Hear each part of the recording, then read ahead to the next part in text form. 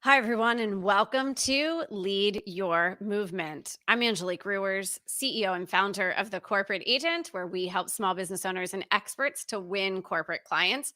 And this is our weekly show where we talk to both business leaders and entrepreneurs who are using their platform in order to affect big positive change in the world. And we have a very important show today, one talking all about mental health. Before we do that, just a couple of quick housekeeping reminders. If you're watching this at 1 p.m. on a Wednesday, then we are live, which means we want to hear from you. We want your questions. We want your comments. So please don't be shy. Engage with us. And I think you're going to especially want to do that today when you get a chance in just a few seconds here to meet our guest. Also, a couple of quick reminders. Make sure you're subscribed to our channel on YouTube under Angelique Rewers. Make sure you subscribe to us on Spotify so you can listen to the audio of these shows on the go. And our newest platform that we are reaching out and creating important conversations about how you can lead your movement is over on Clubhouse, where you can find me at Angelique Rewers. All right, so let's get into today's show, which is all about mental health. You look at what's going on with this global pandemic. And I think for a lot of us, what we've done is dig deep. We've tested our mettle. We've stayed focused and moving forward because that's what we have had to do.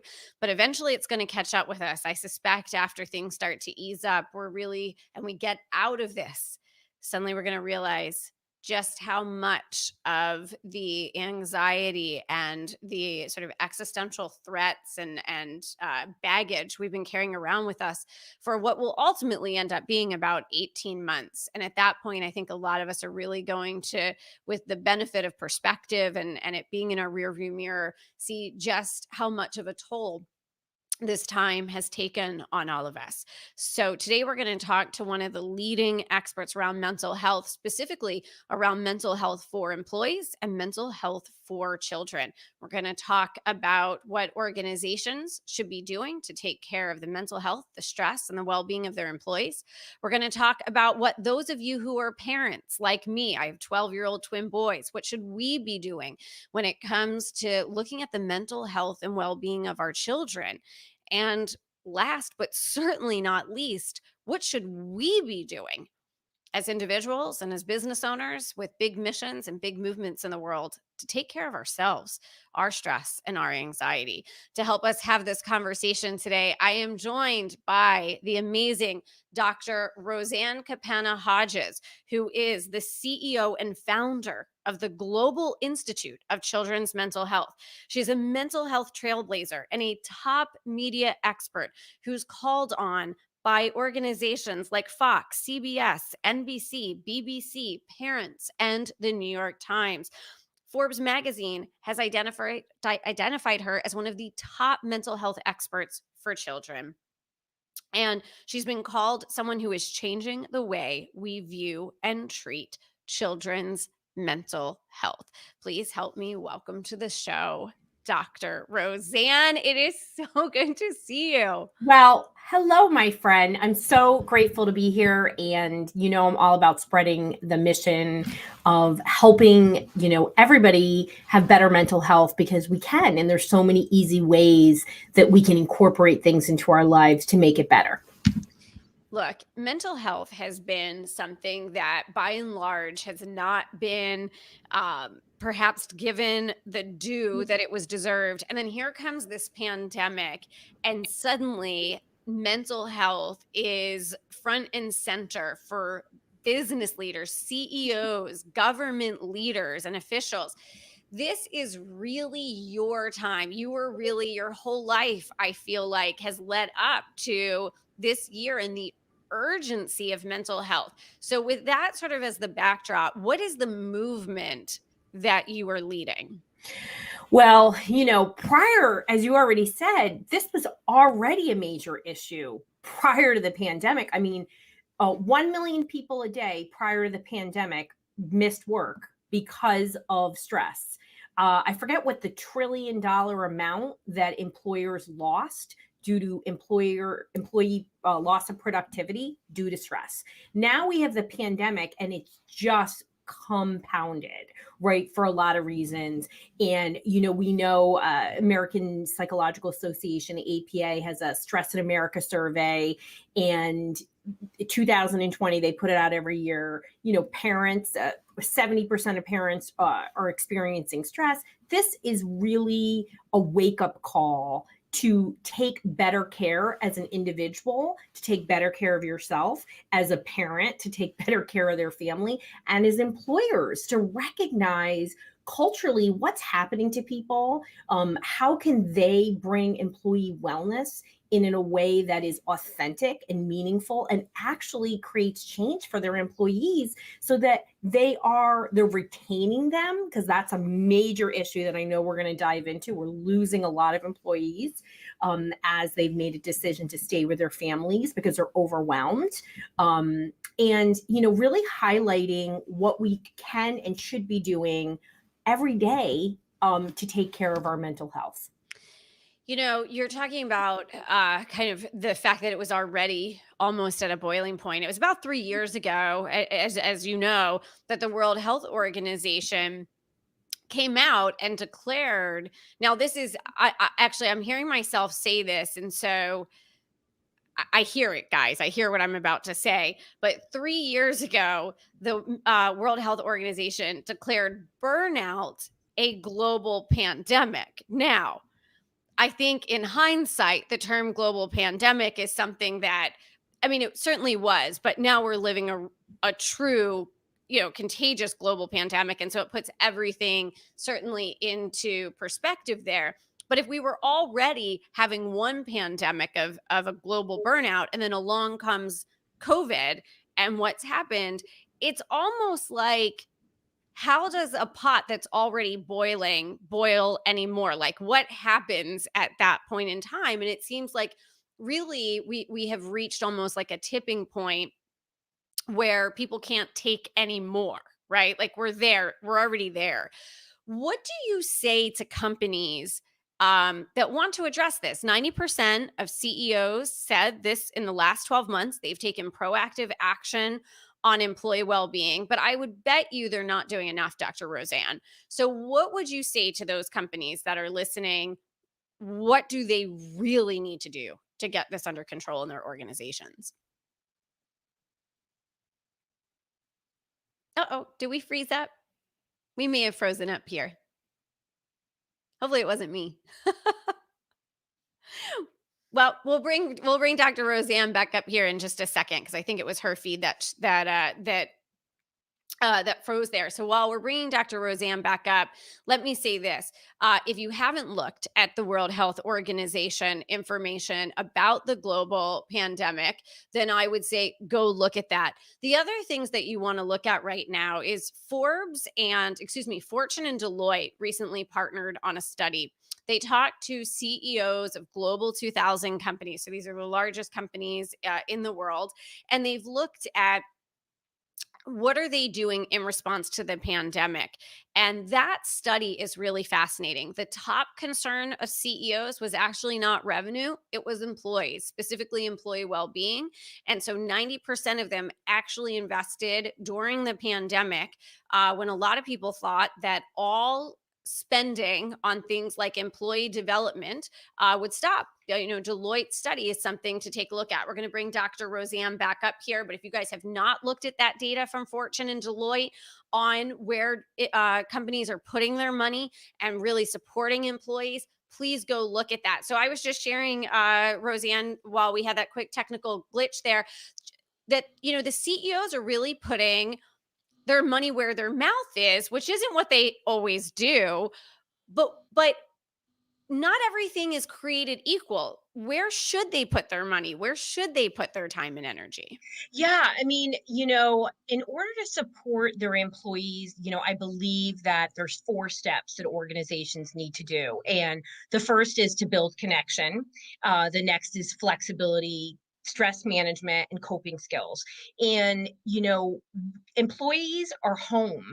And yes, there's some benefits to that in some degrees, but we're losing connections as a team and unity.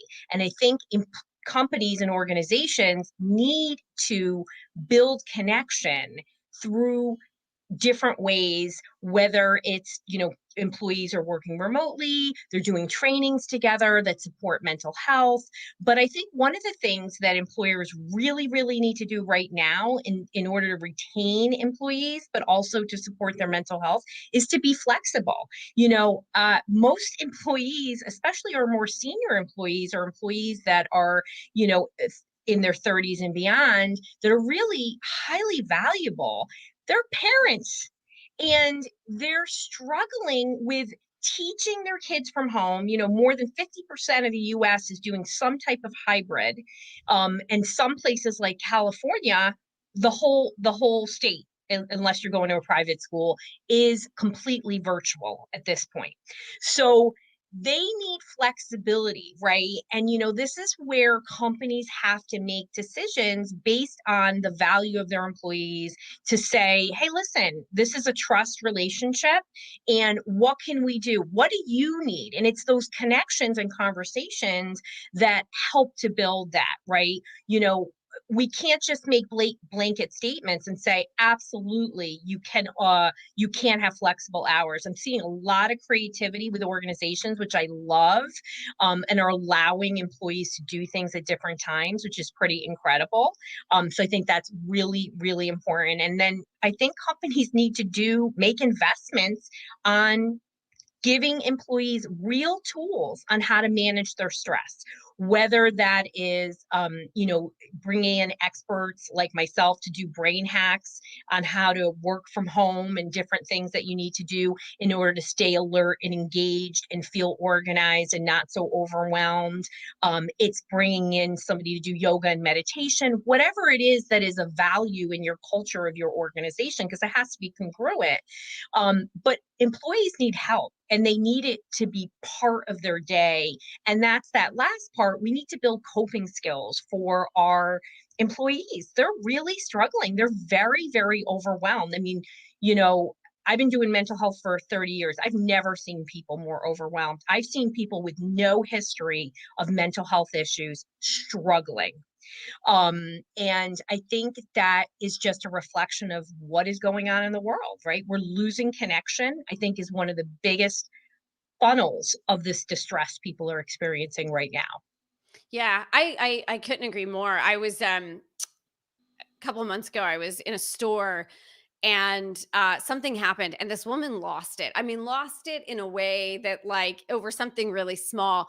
And everyone just kind of stopped and, like, let her have her moment, because it really was clear. This is probably a person who would never but that was her breaking point that day. Like, it was just too much. It was that final straw on the camel's back.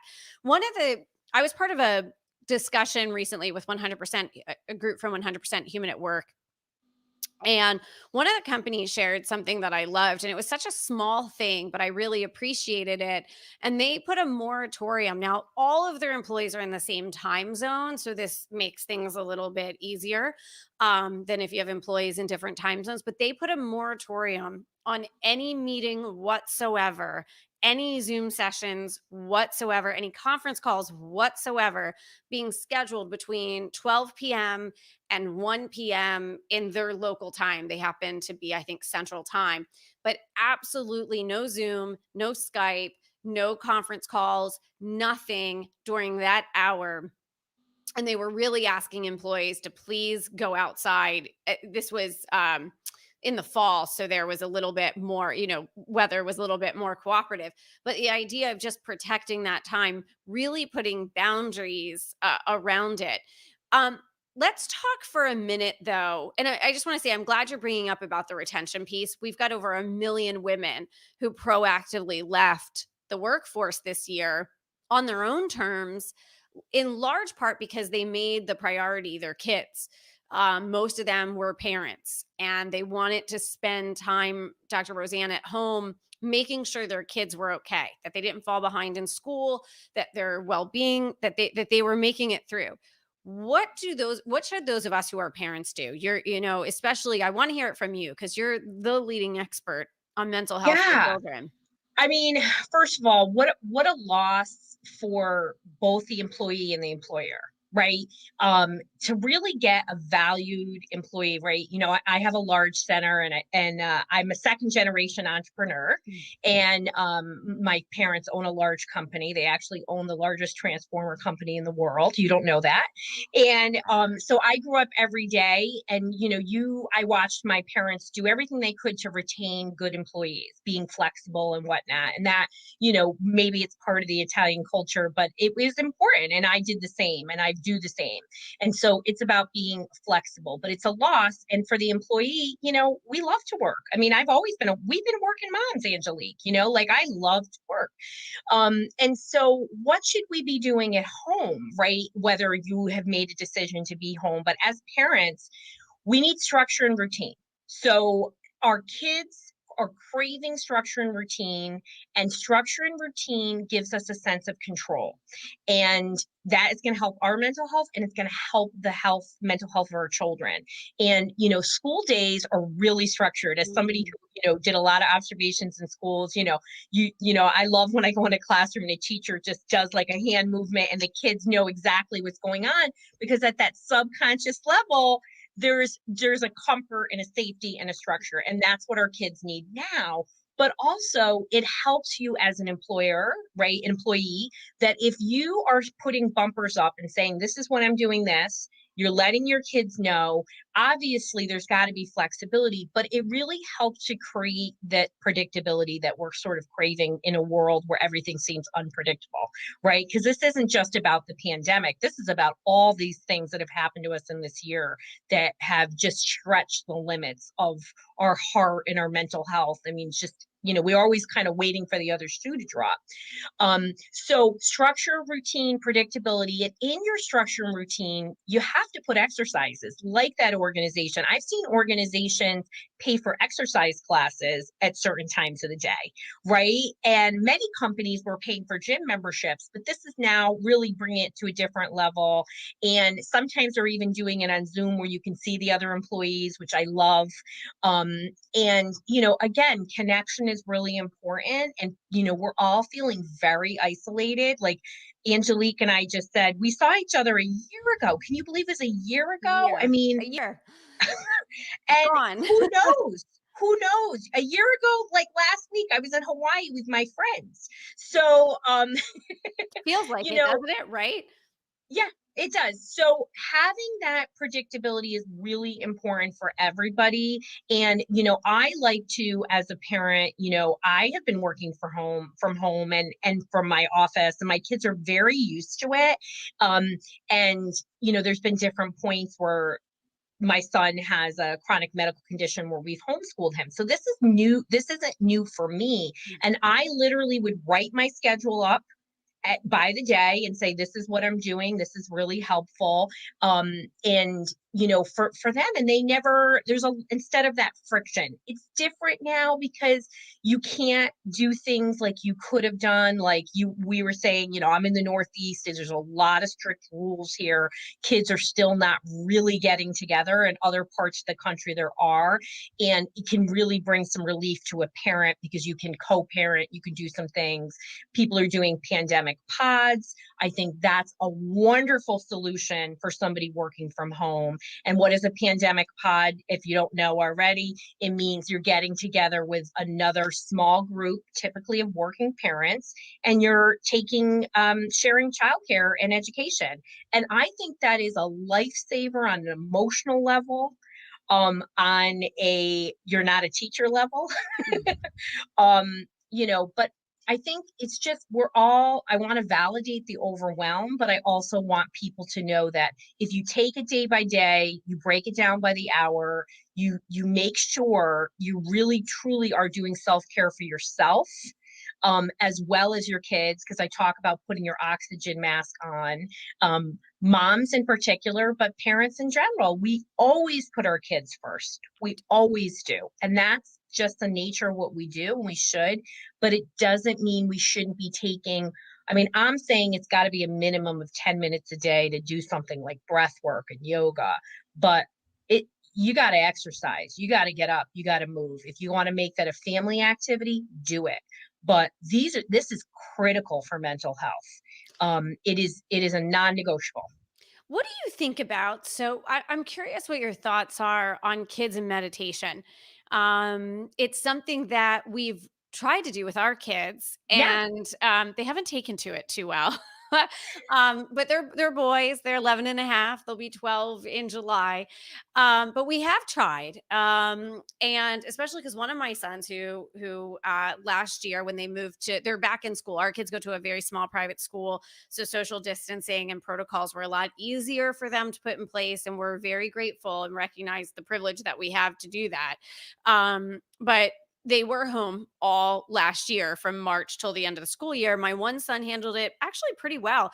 Actually, he stepped up. It was really interesting to see, especially with twins, same age, right? And seeing how the two different children can handle the same experience.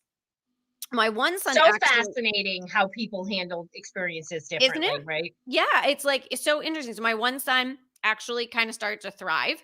My other son, it was the complete opposite. And so we start doing therapy. We start doing all of these things to try to help him with his stress level and his anxiety, which I want to talk about the difference between those two things in a second. But we couldn't get him to do meditation. And I'm curious what your thoughts on it are on it. And if you have any tips for those of us who use meditation ourselves, how we can start introducing that to our kids at a younger age. Yeah. First of all, meditation is a lifelong learning process. If you talk to a monk, they'll tell you they're still perfecting their meditation. And when was told that by a meditator, I felt freed. Mhm. Because when I often meditate, and I've been meditating for many, many years, like 25 years, um, I start going, ooh, I gotta, put this on my grocery list. Ooh, I gotta send that email out. And that's just normal. It's like our mind, especially entrepreneurs, right? We have these amazing minds, right? I'm an Aquarian, and I just am always thinking. It's just constantly. I'll get up in the middle of the night and write things down and then go back to bed. I mean, I do it all the time. So what can we do to quiet our minds? And I started teaching my boys how to meditate when they were 2. So here's an easy hack. Use a app. So there's Calm, there's Headspace, there's Insight Timer. And the reason why I say use an app is they do what's called progressive meditations. So you can get these free apps, you turn it on. I love to do it for those that are struggling to meditate. Doing it when your brain is already trying to power down before bed is an amazing time to do it. So you just search sleep apps, progressive meditation, and it typically walks you through a relaxing, tensing and relaxing of your body, and then it just focuses you on breath work. And so what's great is even if you're doing it and you fall asleep, you're not fully asleep and your brain is still getting the benefits. And let's talk about the benefits of meditation. So 10 minutes a day or more of meditation for 40 days rewires your brain, permanently changes your brain. And Wow. if you are on your own, your kids are struggling, right? So part of what happens with our brain, we're always thinking, right? And so many of us and our kids are quick thinkers. Kids are so smart today. I just love kids. Nobody wants to slow down to enhance their brain and think more, right? And think faster and better. But I'm here to tell you, as somebody who wrote 4 books during the pandemic, I wrote 4 books in 4 months. Uh, one of which was That's crazy. 420 pages. I'm not recommending it to everybody, but I That's did a lot of crazy, you other guys. things too. Oh my gosh. But That's crazy. how did I do that? I did that in 3 ways. One, I meditate, paleo, and I do neurofeedback, but that's a whole other conversation. But when you slow down and you power down, just like I'm sure I had a computer crash because I didn't reboot my computer. When Mm. you reboot your computer, everything works better. And it's the same thing with meditation. You just need, you can do it 5 minutes, but 10 minutes is your real sweet spot. And the research says after 40 days, you're really getting lasting change in the brain. So Wow. start small, don't have big Wow. expectations. If your mind wanders, that's okay.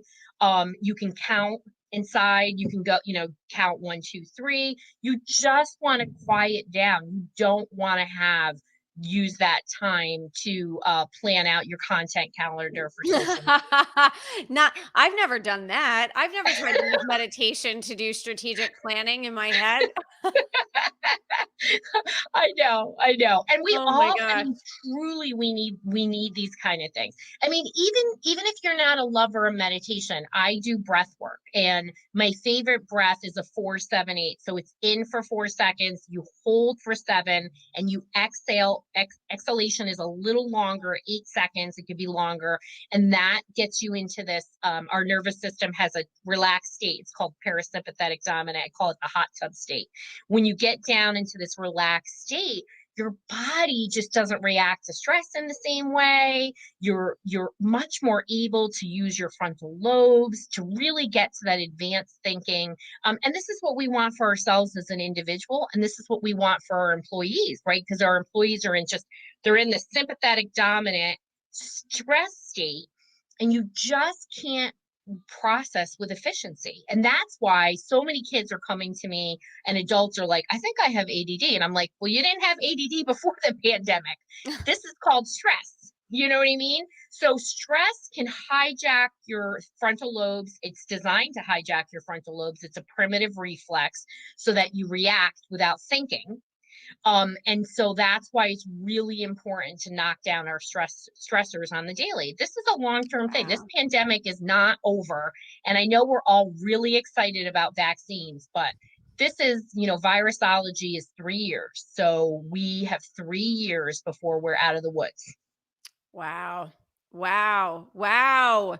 So let's go deeper then on that a little bit because, when you and I first met, I was sort of, I was just like, say more, say more. That was my whole, every time you said something, I'm like, wait, what? So you have a pretty interesting perspective about children and mental health and the way it should be approached. And I really want to give you a chance to talk about that because I do think, especially today, I shared with you in the green room that at one point when our kids were in public school, my one son, the teachers and the principals were like, just we think he has ADHD. He's going to need to go on medication, go have him tested. We went and had him tested. And fortunately, we went to a really great person.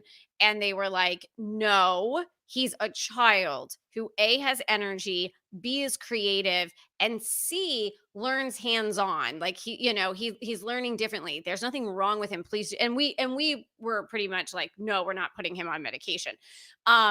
But you have a really interesting perspective about children and their mental health. And I want you to have a chance to share a little bit about that because it's not pharmaceutical driven. No, no. And I want to share a funny story with you. So, I know you're on Clubhouse. I'm on Clubhouse too. And I was listening the other day, and Barbara Corcoran Yes. was on, and Damon was on, and they were talking about their difficulties in school and how much they struggled in school. And here's a question I love to share as somebody who did a lot of consulting for private schools. What's the number one common characteristic of millionaires? Do you know this? Do you know the answer to this? I don't. Oh, can we ask, does anybody else Yeah. know the Does answer to that? I'm anybody know the curious. number one? Yeah. And Um, yeah, and I think if it's pronounced Econom, you may have to just do a quick refresh sometimes on LinkedIn and things. It's their servers. It's not us. Does anybody know? I don't know the answers, but I know that I know Richard Branson has dyslexia. it's dyslexia. Is it really? It's dyslexia, and 40% of all businesses are owned by dyslexics. Yep, in No America. kidding. Hmm.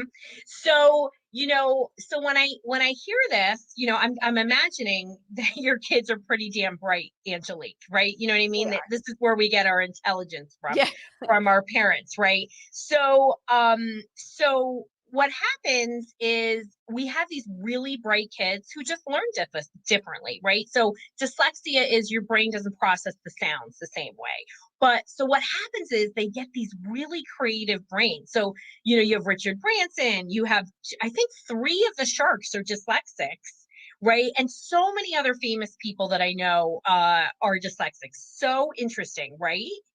And so what happens is, we want to pathologize them. We want to say, oh, they have ADHD. There's something like clinically. Okay, dyslexia is a clinical diagnosis, but it's it's just a different way that they learn, right? It means that somebody needs to teach them in a way that their brain can hear, right? They're sitting in a class where it's like they're speaking English, but it's like the teacher's talking Chinese. And once they get a really specific type of movement-based reading instruction, boom, it unlocks it. And 95 to 97% of dyslexics can read like that.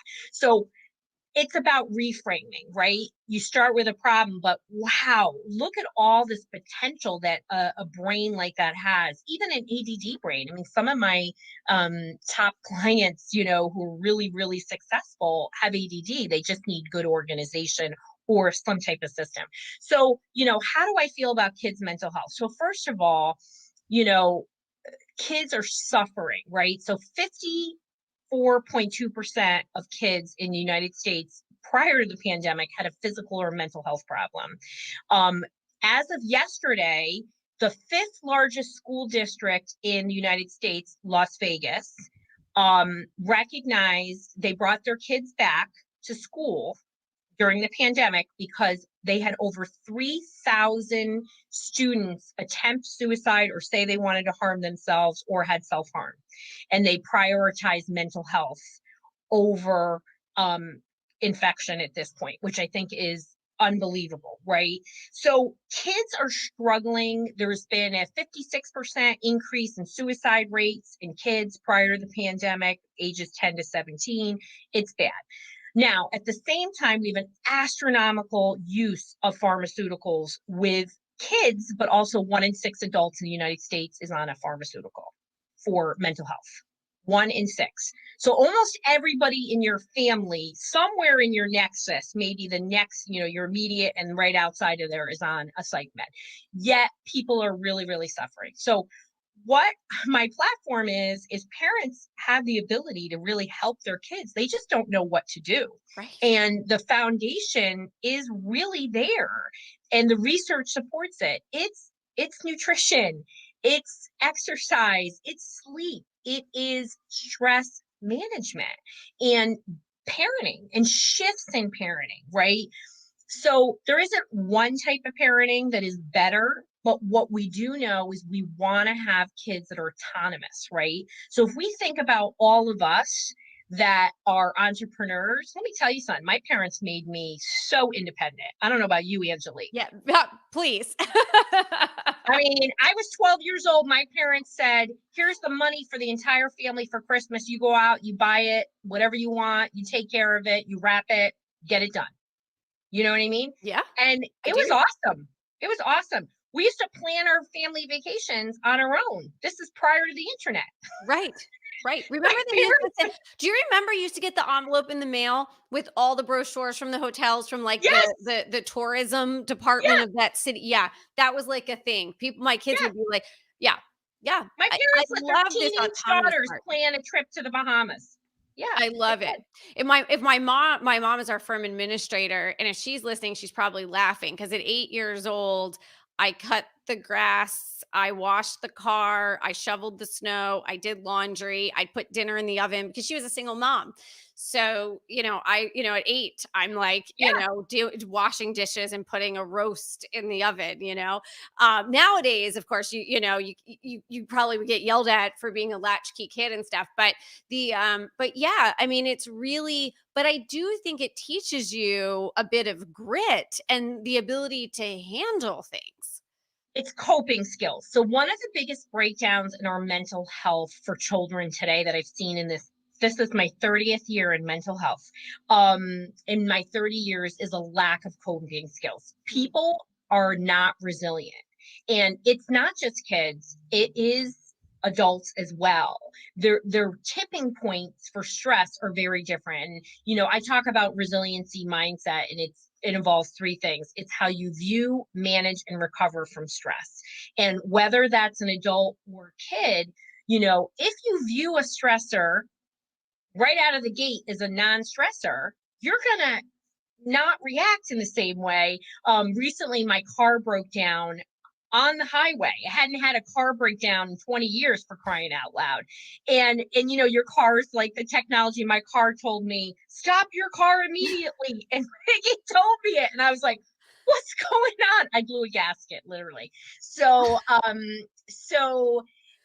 I said, I got my 10-year-old, right? What I do right now influences him. Take a breath, right? So I said, Giancarlo, I'm going to not pull over on the highway. I'm going to pull over down on the road. And he was like, oh my gosh. And I said, it's going to be okay. Don't worry about it. You know, mommy's got it. So we're going to pull over near Panera so we can get some tea and some hot chocolate. He was like, that's a good idea.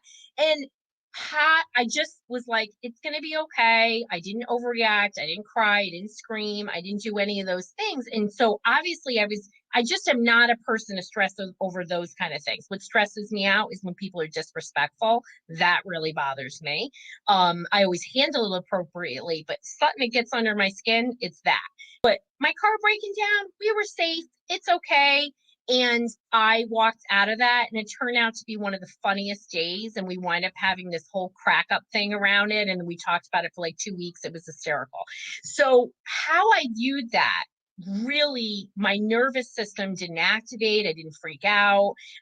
Even right now, I had a technical problem. Well, I got a backup. It's okay. It happens. This is life, and but if I was activated, if I wasn't taking care of myself, if Dr. Roseann wasn't doing her daily meditation and breath work, I might not have reacted the same way. And that's why we have to build resiliency. And for kids are not allowed to make mistakes today, right? And we talked about us being really independent. My parents allowed me to make mistakes. They didn't freak out on me. They were like, okay, whatever. But I also felt really good about having that power, and it has served me well in a lot of ways, you know what I mean? And so I definitely take independent action. I'm super motivated. And, but for our kids, yes, we want them to be independent in managing things, but we want them to be emotionally secure, right? So one of the best things, they look at all these characteristics of leaders, right? And, one of the most valuable assets in a leader is a high emotional quotient and having that high social emotional intelligence. And that really comes with grounding and self-awareness. And it starts with self-regulation and managing stress. And we're never, ever somebody said it was the first time I heard somebody say anything useful. Thank you. That, Ani. I see that. I agree. Yeah. I agree. Yeah. That's why I wanted to have Dr. Roseann on, because you can see why I was eating this up when we were talking in New York. Vince, can you throw that up if you get a chance there? I agree. I mean, I agree, Ani, 1,000%. That this is really the conversation we need to be having. This is the conversation we need to be having. And then what do you do about it? How does it happen? Right. So, it's little shifts create big waves. So yes, I love big things. Did I go for a 2-hour massage the other night? Of course. Okay. I try to do that when I can, but on the daily, what can we do? Because everyone is so overwhelmed right now. And so it starts with little things. If you can shift your language, even with your kid, I talk about coping statements and changing how you're talking to your kid. So if you can say, a kid had an argument with a friend. So instead of saying, oh, baby, I'm so sorry, say, wow, that was really pretty awful. I'm super impressed with how you handled that. How did you do that? You just start shifting. And so I validate and then give them that reinforcement to be independent in how they manage things. So we want our kids to be so aware of who they are and confident, right? And that's not going to come from us helicoptering them. It is not. No, it's not. No, it's most definitely not. But I'm also thinking, to Barry's point, that every business should hear this interview. My other thinking, my head sort of exploding here, because the other part of this is that companies think that they can fix all of them. They don't think, I mean, they're left to fix this in terms of trying to develop emotional intelligence in a 45-year-old manager that's being overreactive about something or what have you. And it's starting from the time that our kids are young, because we're not having this conversation. And so, it ultimately is going to come full circle in terms of the cost to society of all of Yeah. this. Absolutely. And but I do believe it's so much easier to do these things with kids, right? So, Mhm. but any habit is a habit and it can be unlearned. Okay. It's just got to start with a motivation and then taking micro steps. I think that's what happens to organizations and individuals. They feel overwhelmed Mhm. by how they do things. And when you break things down and you make it really simplistic, but you provide the structure for it to be reinforced, this isn't a one-time presentation. You've got to bring experts in who are going to be there to cultivate this practice and make a cultural shift in an organization. You can't drive on empty. You can't. And I think that's what this culture was doing, right? Like, I couldn't be more grateful that I come from a different culture. I'm first generation American, and our culture really values um, family and taking time to enjoy life. And that was, yes, we also work really hard, right? Daughter of immigrants, but it was making sure that you always have time to do things that you love. And another gift I was given, to only do things that I loved, which made it really easy to say no to things. But we have to stop trying to push everybody on empty. And I know that organizations know this now, because they can't, literally can't, because people are maxed. But what are we doing next? What are we going to do, and what are we going to change? Because I do believe the silver lining of this pandemic is a refocusing and a recalibrating on health and mental health. I really do. I couldn't agree with that more. I think that the priority shifted. Josh Bersin had a great quote about how well-being, mental well-being, and wellness of employees really went from being sort of in the corner, like the lost shadowy corner of the HR department, squarely onto the desk of the CEOs and the CFOs, because they see the importance of it. Schools are talking about it. You brought up the Las Vegas situation, which I did not know about. It's really things that we were taking so long to make a priority now are the priority. And I think that is one of the silver linings of all of this. I want to give folks, if anybody does have a question for Dr. Roseann, by all means, please type that in. If you're on Facebook, give us your name, because sometimes it just says Facebook user. So let us know if you have a question for Dr. Roseann. I want to ask you about something. You have something that's called, and you tell me if it's typically pronounced reps, the reps Yeah. protocol. And I Yeah. want to ask you about that, because that's a little bit different than how a lot of people approach this. So let me ask that, and if anybody else has a question, by all means, we want to get that in today.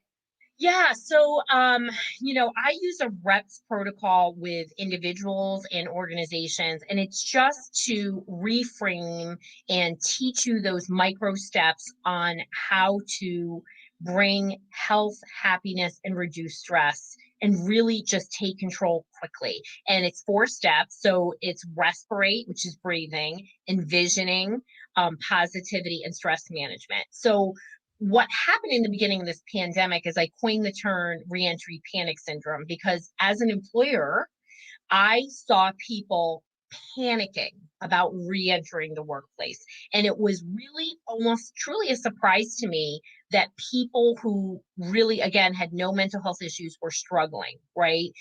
They were just feeling almost the world consciousness of overwhelm, even more so of the fear of re-entering. So I really designed this protocol because people needed something that they could do quick. And it didn't matter what age you were. And so breathing is the number one thing you can do to calm your nervous system down. From a neuroscience, I'm a super neuroscience nerd, to get it into this relaxed state. And you can use a 4-7-8 breath, a square breath, whatever it is, just do it, right?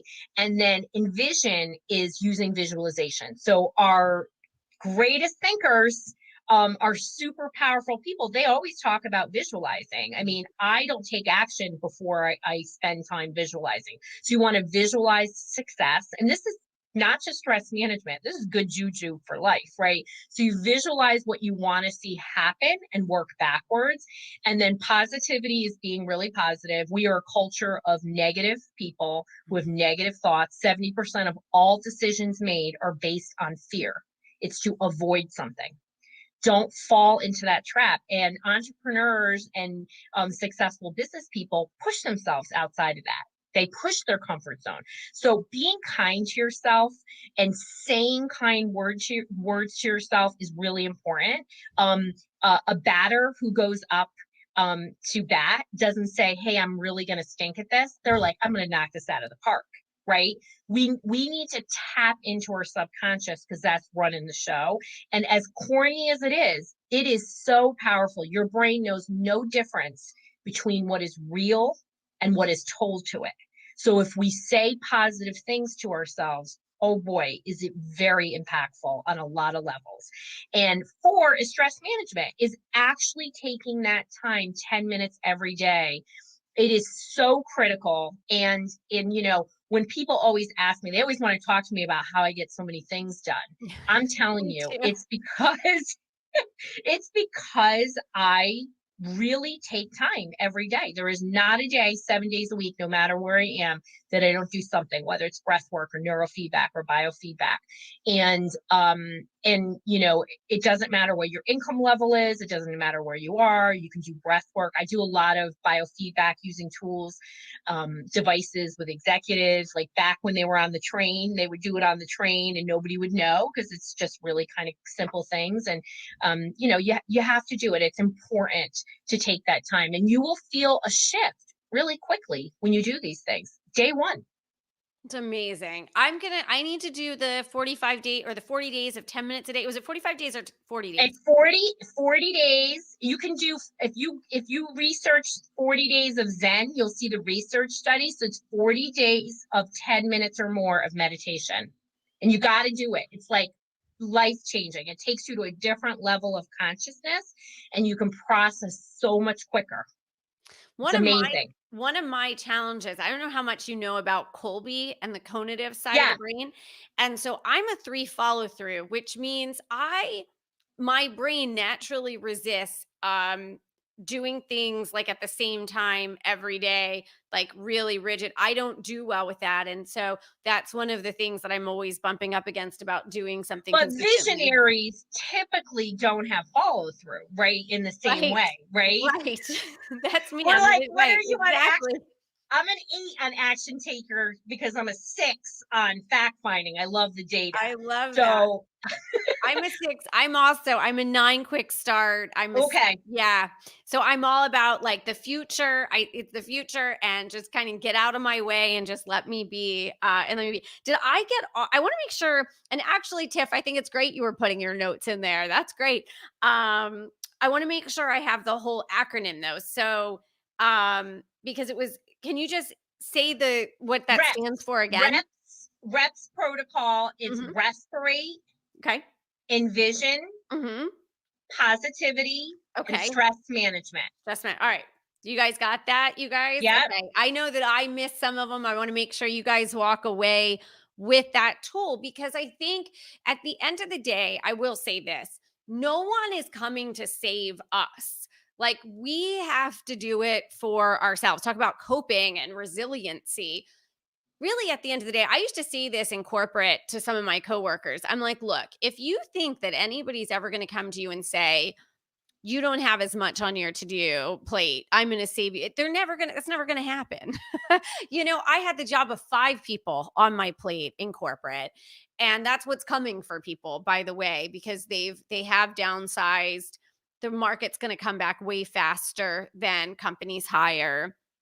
And so no one's really going to ever come save us. We have to take that responsibility. And I think it's about making sure you're doing these things for yourself at the end of the day and doing them for your kids, right? Like you need to be there for your kids, but as adults, it's really on us, whether we're entrepreneurs or employees, to make sure we're doing these things.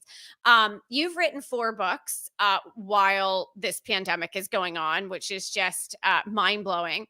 Are they available? And if so, where can people find those? Yeah. So, I mean, I have a book for therapists behind me. It's called Teletherapy Toolkit. That's on Amazon. And then my next book comes out April 27th. It's a series of 3 books. And it's called It's Going to Be Okay. And it's really the platform on how to reverse mental health. So I believe mental health can be reversed.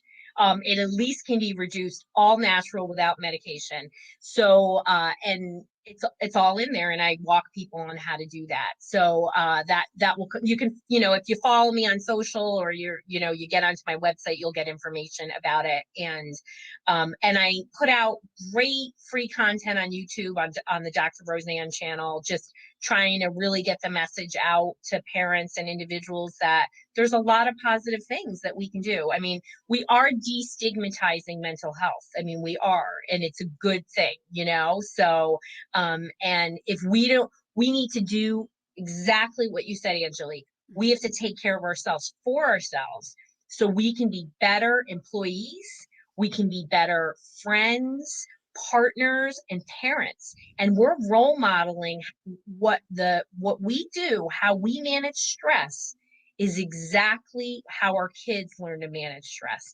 And the number one determinant of a child's mental health is maternal mental health. Wow. So I don't want to make you feel bad, but I want you to feel good about taking care of yourself. That's what I want people to think about. So important. That is so important. Your website is? drroseann.com. No E at the end. There it is. There it is. Awesome. I love that you have a YouTube channel out there. Books coming out, you said April 27th. Yeah. And what is your favorite, other than YouTube, what is your favorite way for people to connect with you on social? Yeah, I mean, you can DM me on Instagram or Facebook. I mean, I'm very active on LinkedIn. So if anybody wants to connect with me on LinkedIn, just shoot me a message. And I want to leave everybody with this too. You have programs for those who, especially if they have concerns about their children's Yeah. mental health, you have ways of supporting those folks that are not, pharmaceutical forward, Yeah. that are not like something's wrong with your kid here. It's really getting back to some of the deeper things, nutrition, structure, all sorts of holistic approaches to dealing with this. And so is there a separate address for? You can just go into Perfect. drroseann.com and you can fill out a form there. We work with people virtually and in person. Back pre-pandemic, everybody used to fly in, but we work with people virtually. And I, do the same. I do corporate work too, and do a lot of work with organizations of different sizes, just supporting either teacher mental health or employee mental health. And student mental health. I still do a lot of work for helping school districts to meet the challenge of what lies ahead. Well, to that end, I think your phone's going to be ringing off the hook as we Yeah. go forward, and these children start coming back into the classrooms, and the school districts and the parents and doctors and community leaders start realizing about this sort of mental hangover, this mental health hangover that a lot of us are going to have from all of this. This has been absolutely amazing. I am so appreciative that you were so generous with your time today and coming to hang out with us and talk about this issue. To Barry's point earlier, I do think that this is a conversation that business leaders everywhere need to have. So you might hear from me about just connecting you with some folks that I think you should be joining together with to have that conversation. But this has been absolutely amazing. I'm so appreciative. Thank you so much Well, for thank being you here. for helping me spread the message that we can do a lot for ourselves. And if anybody feels stuck, just start one place. Start with breath. That's it. Absolutely amazing. Thank you so much, Thank Dr. you. Roseann. Thank you guys for all of your comments today, and Tiff for your notes there. It actually prompted me to double check on that acronym there. We'll be back next Wednesday at 1 p.m. Eastern with another great show. Until then, make sure that you guys are subscribed to us on Spotify and you're following us on YouTube so you can go back and catch these again. And if you think that there's someone in your life, especially parents, entrepreneurs who have kids and they're concerned about mental health and what's going on, I think we don't usually say this, but I want to say this today, especially. Please share this. I don't know any family out there that doesn't have someone right now who needs support around mental health. And so I'd encourage you to spread the word. Have a great day, everyone. Dr. Roseann, thanks for being here.